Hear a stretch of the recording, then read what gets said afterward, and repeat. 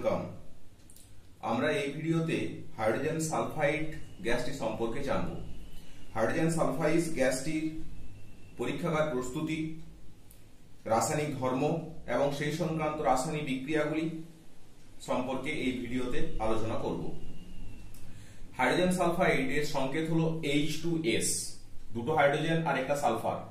আণবিক ভর তো হাইড্রোজেনের 2 × 1 আর সালফারে 32, টোটাল 34। এই গ্যাসটি 1774 সালে বিজ্ঞানী সিলে সর্বপ্রথম এই গ্যাসটি আবিষ্কার করেন। এখন জানতে হবে এই গ্যাসটি প্রকৃতিতে কোথায় পাওয়া যায়। প্রকৃতিতে আমরা বাতাসে খুব অল্প পরিমাণে এই গ্যাসটি পাবো। আগ্নেয়গিরি যখন অগ্নুৎপাত হয়, যখন যে গ্যাসটা বেরিয়ে আসে সেই গ্যাসটার মধ্যে H2S গ্যাস কিছু পরিমাণে পাওয়া যায়। উষ্ণ প্রস্রবণের জলে, মানে যেখানে মাটির নিচ থেকে গরম জল বেরিয়ে আসে সেইগুলোকে উষ্ণ প্রস্রবণ বলে, সেই উষ্ণ প্রস্রবণের জলেও H2S গ্যাস পাওয়া গেছে।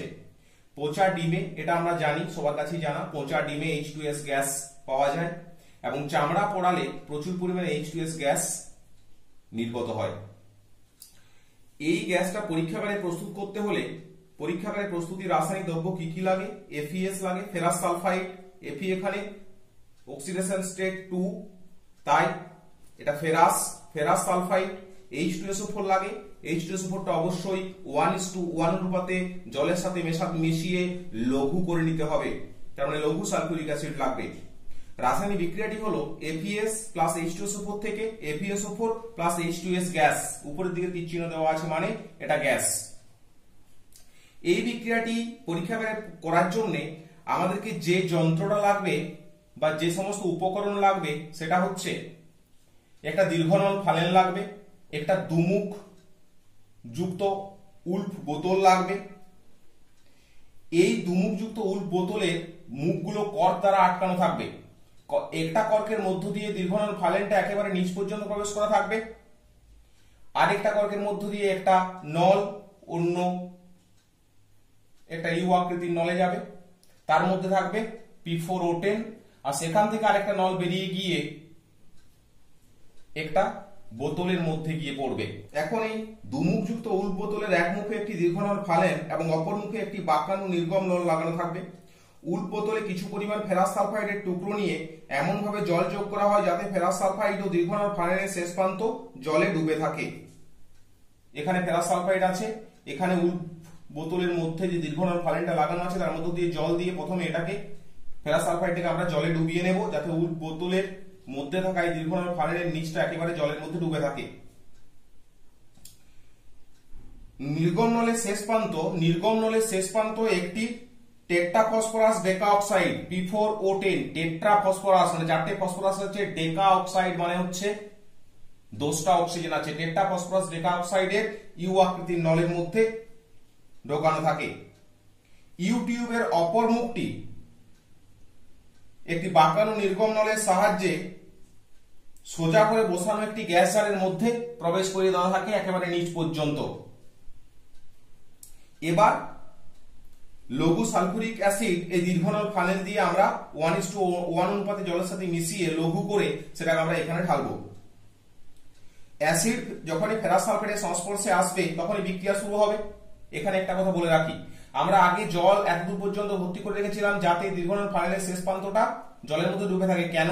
যাতে অ্যাসিড ঢালার সময় অ্যাসিডটা ওখানে ছিটকে না পড়ে, ধীরে ধীরে ওখানে গিয়ে ওর সংস্পর্শে আসে।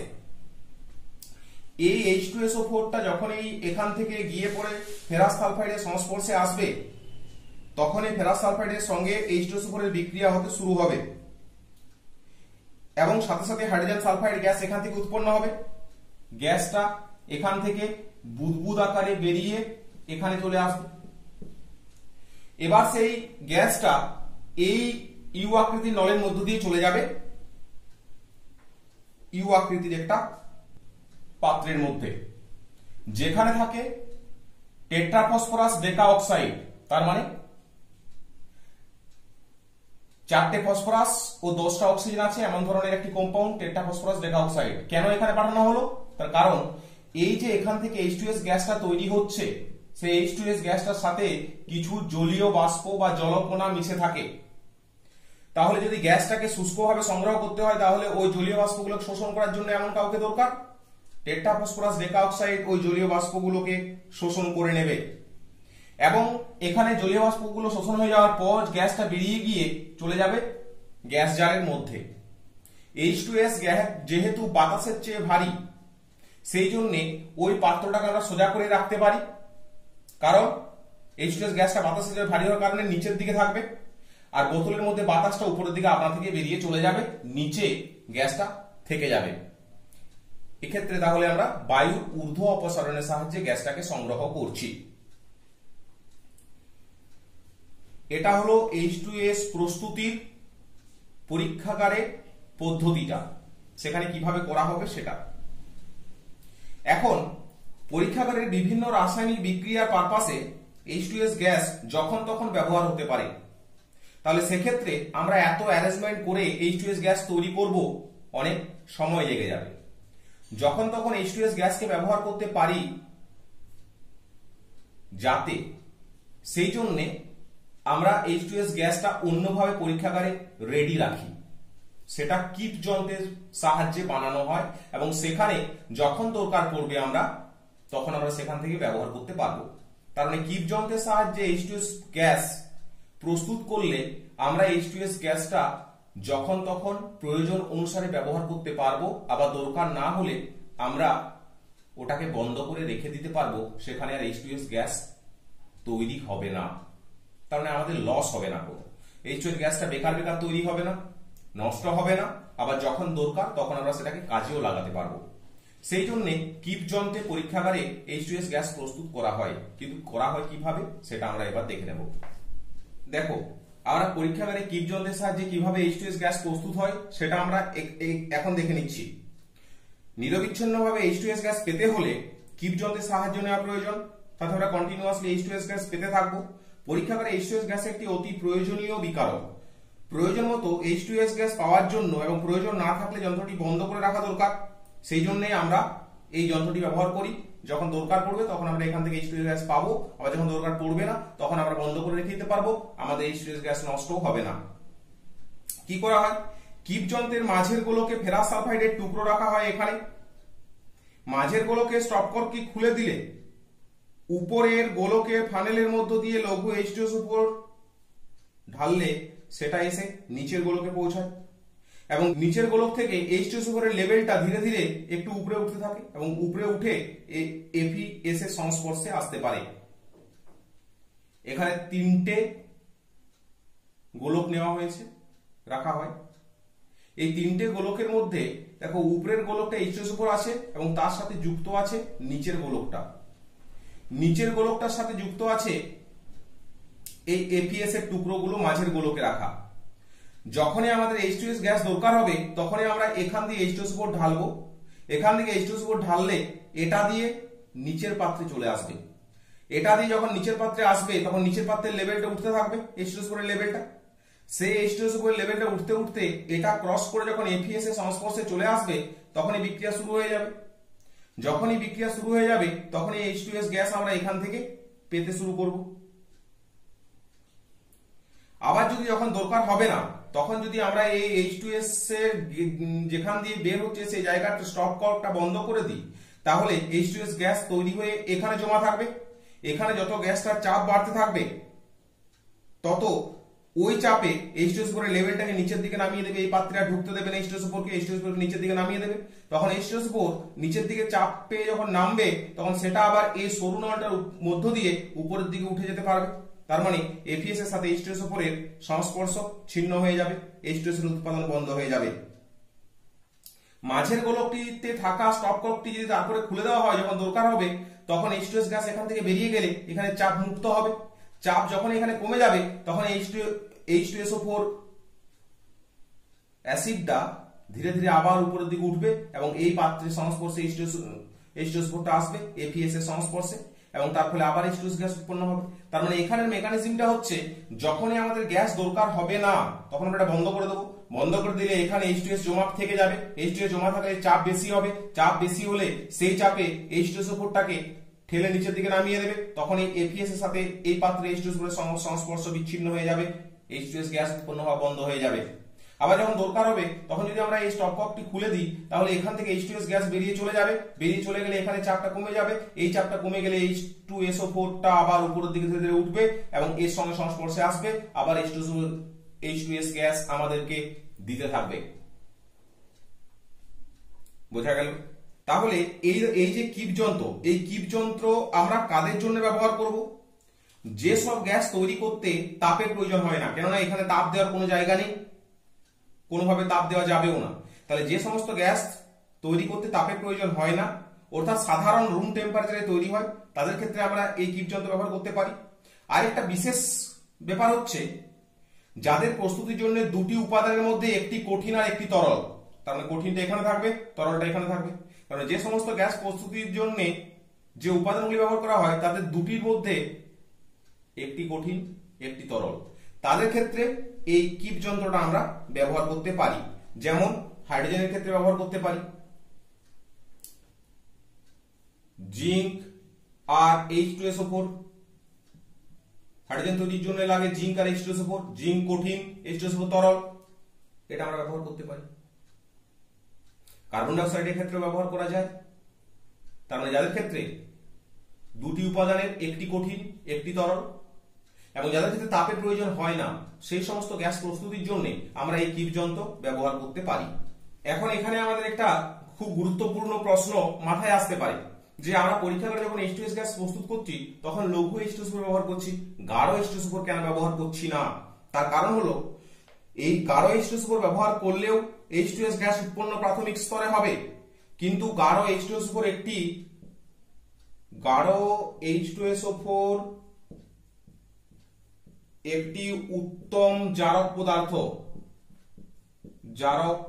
পদার্থ, কারণ অন্যকে সহজে জারিত করে দেবে। তাই এই গাঢ় H2SO4 এর সাথে H2S গ্যাস যেটা তৈরি হয়ে আছে সেটা বিক্রিয়া হয়ে সালফার উৎপন্ন করবে এবং সালফার ডাই অক্সাইড উৎপন্ন হবে। এই কারণে আমরা পরীক্ষাগারে H2S গ্যাস প্রস্তুতিতে গাঢ় H2SO4 ব্যবহার করি না, কারণ গাঢ় H2SO4 H2S এর সাথে বিক্রিয়া করে তৈরি করবে সালফার ডাই অক্সাইড আর তৈরি করবে H2O। তার মানে গাঢ় H2SO4 H2S কে ওখানে থাকতে দেবে না, H2S এর সাথে বিক্রিয়া করে ও এখানে S2- থেকে 0 আর এখানে +4 জারিত করে দেবে। কি বললাম বুঝতে পারা গেছে? সেই জন্য আমরা গাঢ় H2SO4 H2S গ্যাস প্রস্তুতিতে ব্যবহার করি না। এখন আমরা দেখব হাইড্রোজেন সালফাইডের ধর্ম। প্রথমে আমরা দেখে নিই ভৌত ধর্ম। ভৌত ধর্মগুলি কি কি? এক নম্বরে হচ্ছে বর্ণহীন পচা গন্ধযুক্ত গ্যাস, বর্ণহীন পচা গন্ধযুক্ত গ্যাস। 2 নম্বরে হচ্ছে বায়ু অপেক্ষা সামান্য ভারী, বায়ু অপেক্ষা সামান্য ভারী।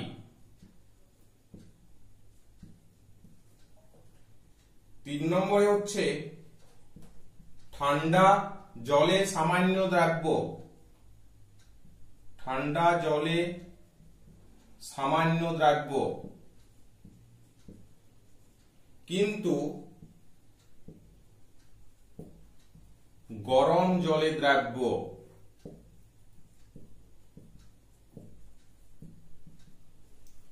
4 নম্বরে হচ্ছে ঠান্ডা অবস্থায় চাপ প্রয়োগে অতি সহজে তরলে পরিণত হয়, অতি সহজে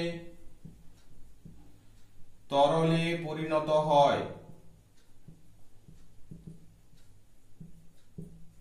হয়। 5 নম্বরে হচ্ছে 0 ডিগ্রি সেন্টিগ্রেড উষ্ণতায়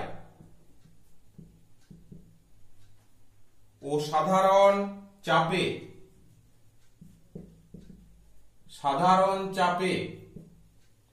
4.4 আয়তন H2S গ্যাস 1 আয়তন জলে দ্রাব্য। তার মানে জলে খুব ভালোই দ্রাব্য হয়, কিন্তু উষ্ণতা অনেক কমে, 0 ডিগ্রি সেন্টিগ্রেড উষ্ণতায় 1 ভাগ মানে 1 আয়তন জলে 4.4 আয়তন H2S দ্রবীভূত হয়ে যায়। এইগুলো হলো মোটামুটি ভৌত ধর্মাবলী। এবার চলে এসো রাসায়নিক ধর্মতে।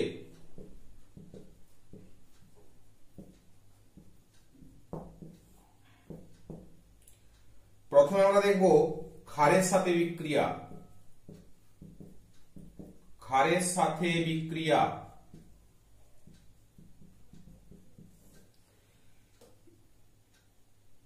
H2S একটি মৃদু অ্যাসিড, এটি জলীয় দ্রবণের নীল লিটমাসকে লাল করে। H2S জলে দ্রবীভূত করে দিলে অ্যাসিডিক নেচার দেখায়, অ্যাসিডের মতো আচরণ করে, মৃদু অ্যাসিডের মতো। তাই জলীয় দ্রবণে H2S কে দিলে এবং সেই তরলটাতে যদি আমরা নীল লিটমাস দিয়ে দিই তাহলে সেটা লাল হয়ে যাবে। তাই ক্ষারের সঙ্গে বিক্রিয়া করবে, এবং যেহেতু এটা অ্যাসিডিক ক্যারেক্টার তাই ক্ষারের সঙ্গে বিক্রিয়া করলে, অ্যাসিডের ক্ষার বিক্রিয়া করলে কি হয়, লবণ ও জল উৎপন্ন হয়। তাই H2S ক্ষারের সঙ্গে বিক্রিয়া করে লবণ ও জল উৎপন্ন করবে। যেমন H2S যদি NaOH এর সঙ্গে বিক্রিয়া করে, H2S যদি NaOH এর সঙ্গে বিক্রিয়া করে তাহলে তৈরি হবে NaHS প্লাস H2O। আবার H2S যদি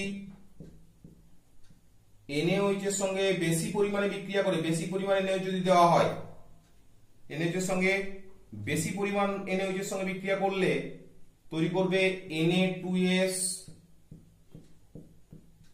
প্লাস টুয়াইস H2O।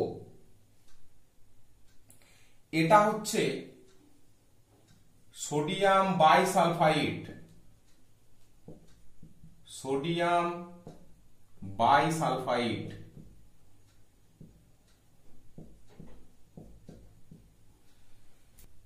এটা হচ্ছে সোডিয়াম সালফাইড।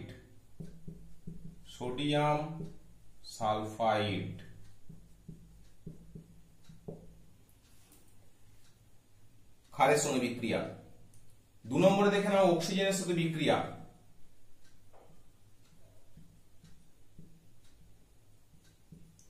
অক্সিজেনের সাথে বিক্রিয়া।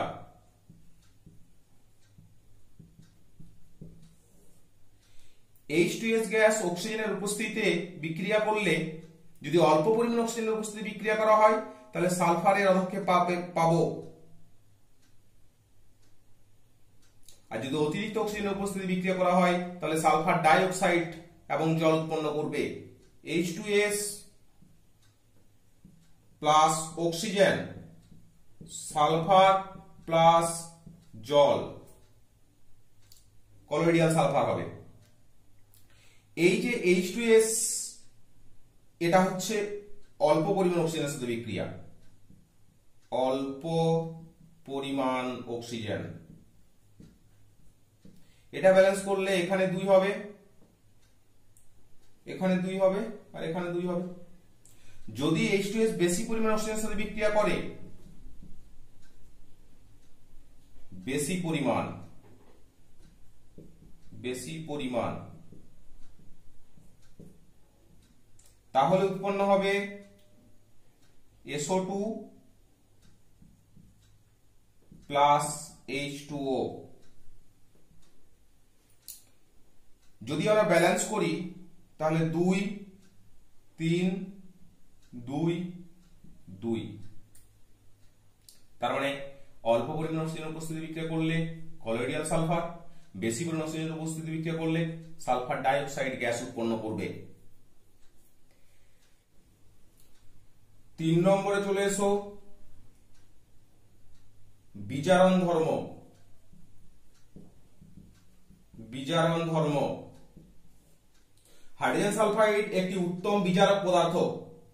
FeCl3 কে বর্ণহীন করে দেয় অ্যাসিড যুক্ত KMnO4 কেও বর্ণহীন করে দেয়, আবার অ্যাসিড যুক্ত কমলা রঙের K2Cr2O7 কে সবুজ বর্ণের Cr2SO4 তে পরিণত করে। তার মানে K2Cr2O7 পটাশিয়াম ডাইক্রোমেট, অ্যাসিড যুক্ত পটাশিয়াম ডাইক্রোমেট বলা হয়েছে। তার সাথে H2S এর বিক্রিয়ায় উৎপন্ন হবে K2SO4 Cr2SO4 এর হোল 3 প্লাস জল প্লাস সালফার।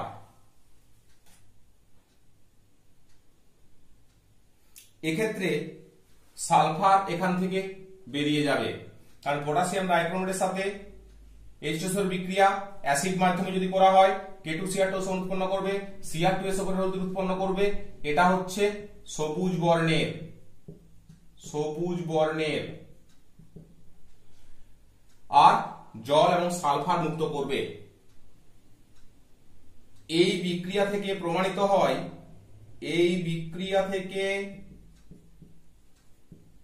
প্রমাণিত হয়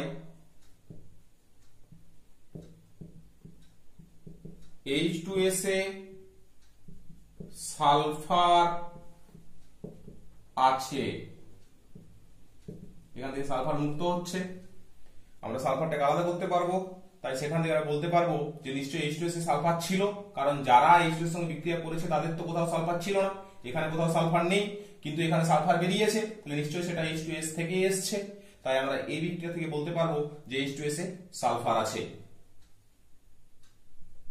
4 নম্বরে চলে এসো, সোডিয়াম নাইট্রোপুসাইডের সঙ্গে বিক্রিয়া। সোডিয়াম নাইট্রোপুসাইডের সঙ্গে বিক্রিয়া, নাইট্রোপুসাইডের সাথে বিক্রিয়া।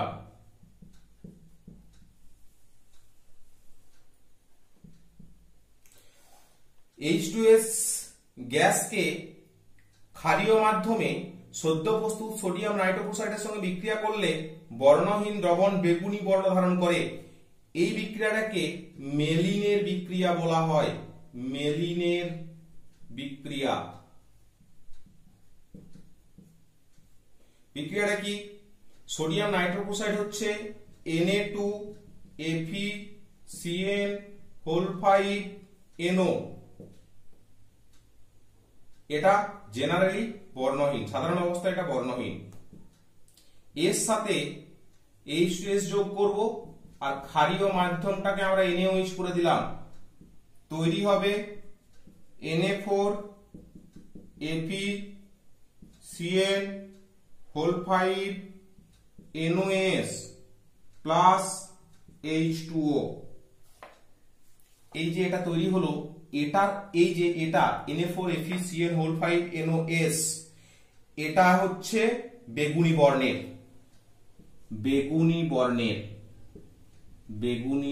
বর্ণের। 5 হাইড্রোজেন পারক্সাইডের সঙ্গে বিক্রিয়া। হাইড্রোজেন পারক্সাইডের সঙ্গে বিক্রিয়া।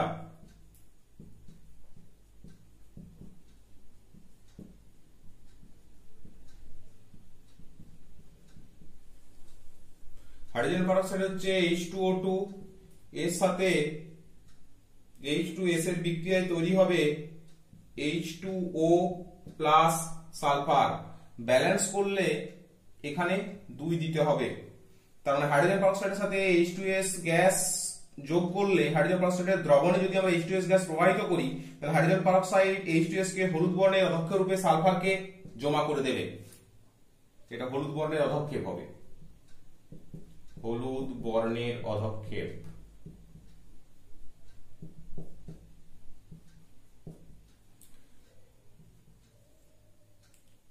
SO2 সালফার ডাইঅক্সাইডের জলীয় দ্রবণের সাথে বিক্রিয়া।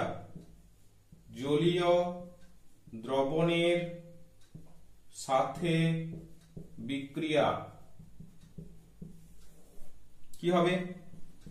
SO2 প্লাস টুয়াইস H2S থেকে হবে twice H2O plus thrice S। Sulphur ডাইঅক্সাইডের সম্পৃক্ত জলীয় দ্রবণে যদি আমরা হাইড্রোজেন সালফাইড পাঠাই তাহলে এদের মধ্যে পরস্পরের রাসায়নিক বিক্রিয়ার ফলে সালফার উৎপন্ন হবে, আর সালফার উৎপন্ন হলে যেহেতু জলের সাথে সালফার মিশে গেছে জলটা পরিষ্কার স্বচ্ছ থাকবে না, ঘোলাটে হয়ে যাবে, ঘোলাটে হয়ে যাবে, ঘোলাটে দ্রবণ তৈরি করে দেবে। সাথে অ্যাসিড যুক্ত KMnO4 এর সাথে বিক্রিয়া, অ্যাসিড যুক্ত KMnO4 এর সাথে বিক্রিয়া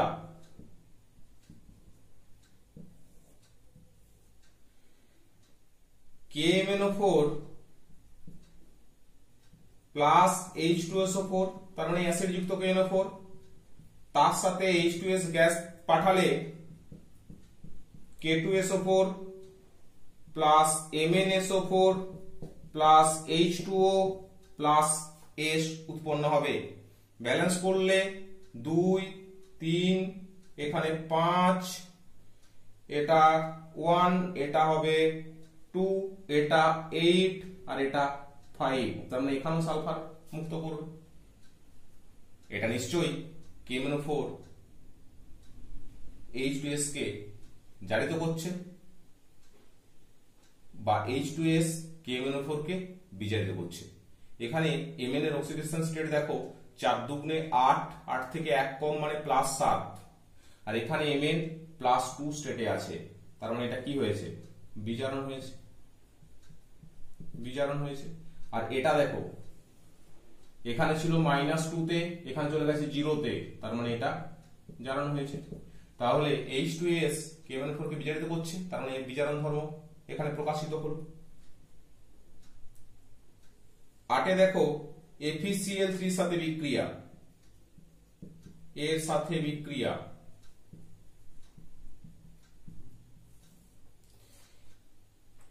হলুদ বর্ণের FeCl3 দ্রবণের মধ্য দিয়ে H2S গ্যাস চালনা করলে FeCl3 বিজারিত হয়ে FeCl2 উৎপন্ন করে, আর H2S বিজারিত হয়ে সালফার উৎপন্ন করে, আর তার সাথে HCl তৈরি হয়।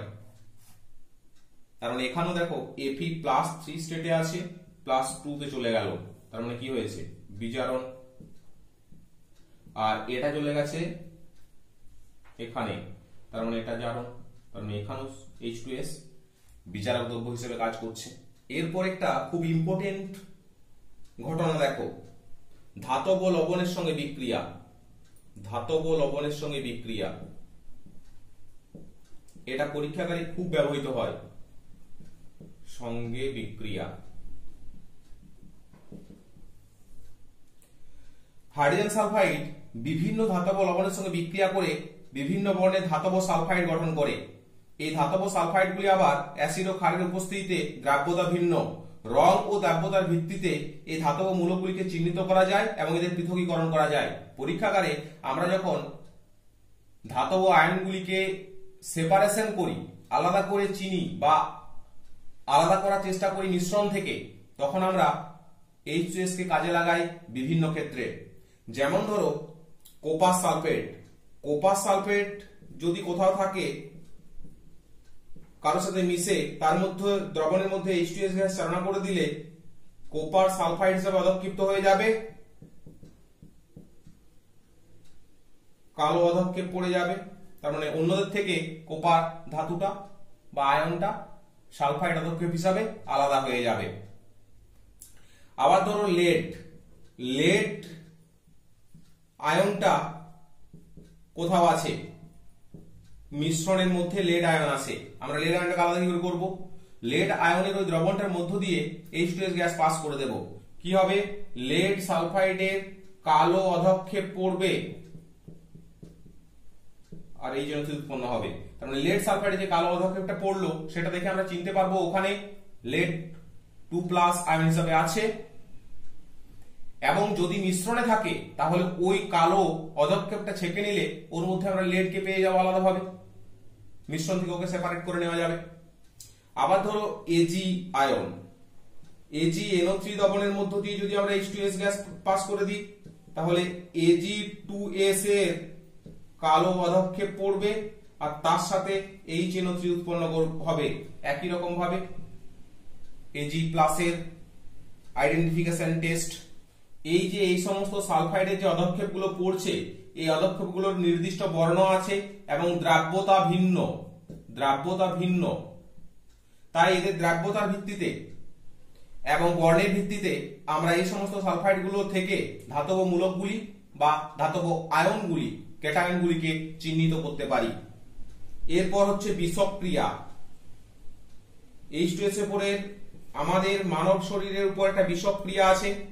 হাইড্রোজেন সালফাইড একটি তীব্র শ্বাসরোধকারী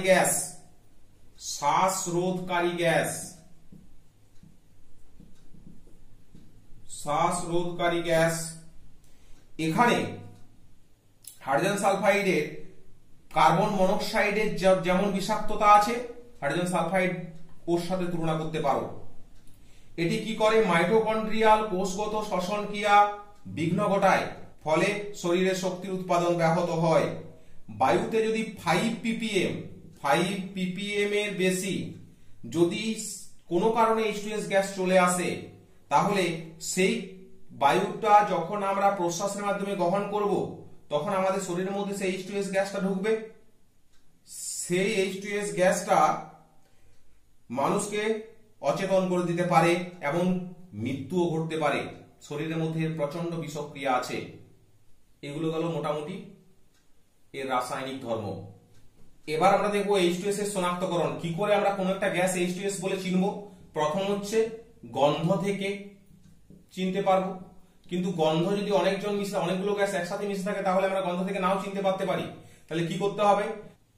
CH3COO2Pb, এটাকে বলে লেড অ্যাসিটেট।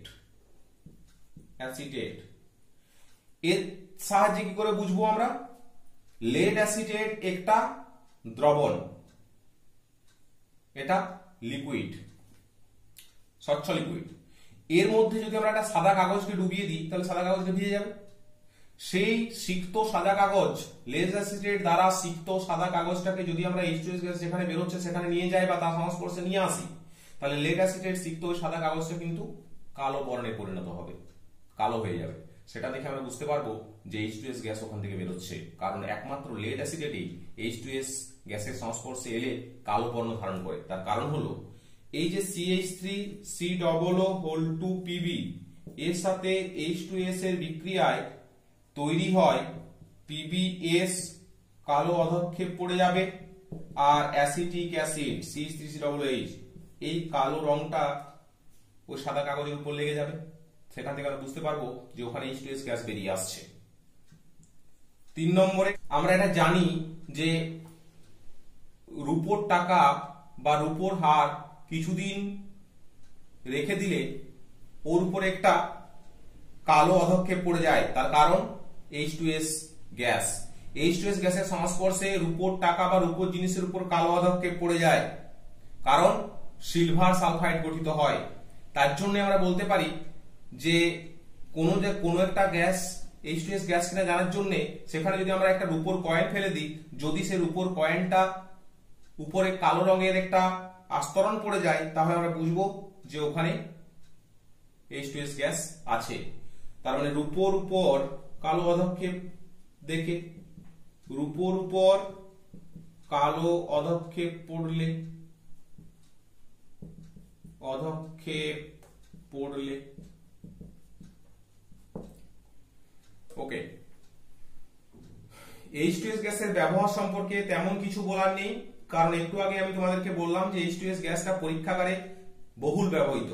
আমরা বিভিন্ন ধরনের কেটায়ন, ধাতব মূলক শনাক্তকরণের কাজে H2S গ্যাস ব্যবহার করে থাকি। এটাই হলো ওর সবচেয়ে বেশি ব্যবহারের জায়গা।